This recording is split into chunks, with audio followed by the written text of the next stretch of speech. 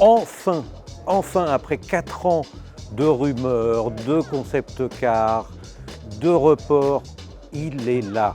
Lui, c'est Tonale, le nouveau SUV compact Alfa Romeo qu'on vous présente aujourd'hui dans sa version de série définitive et qui arrivera en France au mois de juin. Ce Tonale, on reconnaît tout de suite que c'est une Alfa Romeo par des éléments qui sont dans l'ADN, dans les gènes de la marque. Évidemment, cette calandre, mais aussi ce profil qui rappelle un petit peu les Giulia de la grande époque. Venez, je vous montre l'arrière. Cette petite pointe et ce bandeau lumineux, non pas tout le bandeau, vu que la Giulia n'avait pas ça, mais quand même des rappels dans les feux et dans les sorties d'échappement. Mais à l'intérieur aussi, elle est très Alfa Romeo, cette voiture, et je vais vous montrer ça.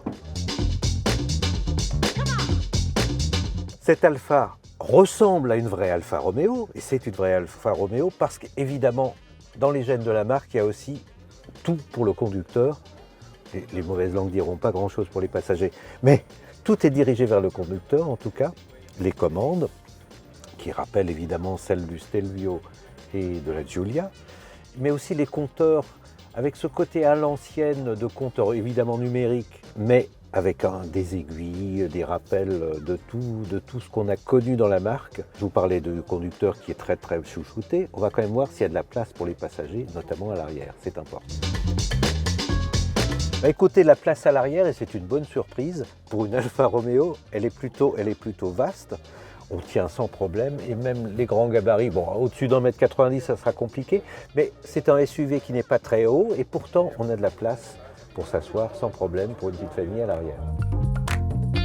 Je vous ai donné un premier aperçu de ce SUV Alfa Romeo Tonale, qui est le nom d'un col italien comme le Stelvio. Pour en savoir un peu plus, je vais aller à la rencontre des dirigeants de la marque au niveau mondial comme au niveau français. Suivez-moi. Nous avons repoussé Tonale de 12 semaines pour 2 raisons. La première, on voulait injecter dans Tonale le software à la mesure des ambitions de cette voiture. C'est-à-dire qu'à Alfa Romeo, je ne lance pas une voiture si je n'ai pas un software qui n'est pas de 2020, qui est de 22, 23, 24. Et c'est avec Tonale que vous le voyez, et ce n'est pas simplement des aides à la conduite, c'est aussi l'ouverture de la voiture au métaverse. On a besoin de certifier la traçabilité de nos voitures, donc chaque voiture sera équipée d'une signature, je dirais, NFT, donc software et niveau d'électrification. L'Italie ne vit pas dans le même niveau d'électrification que la France. On avait besoin d'aller peut-être plus loin dans le niveau d'hybridation et le niveau de performance du plug-in hybride. Toutes les versions seront électrifiées. Absolument, donc 130-160 chevaux plus PHEV, électrifié. Évidemment, Tonale, c'est le premier véhicule, la première offre électrifiée de l'histoire d'Alfa Romeo. Le full thermique, c'est terminé, le diesel, c'est totalement terminé. Alors, chez le Alfa. diesel, c'est possible dans les régions qui vont le demander et dans les régions dans lesquelles il est compatible des objectifs de CO2 que nous avons. Un Tonale totalement électrique, c'est-à-dire 100% électrique, n'est pas au programme. Premier lancement full électrique pour Alfa Romeo, 2024. 2025, premier lancement uniquement électrique pour Alfa Romeo. Et 2027, vente 100% électrique pour Alfa Romeo dans le monde. Et oui, je vous confirme que nous aurons soit un événement produit, soit un lancement par an, jusqu'à 2030, qui est l'horizon du plan que nous avons.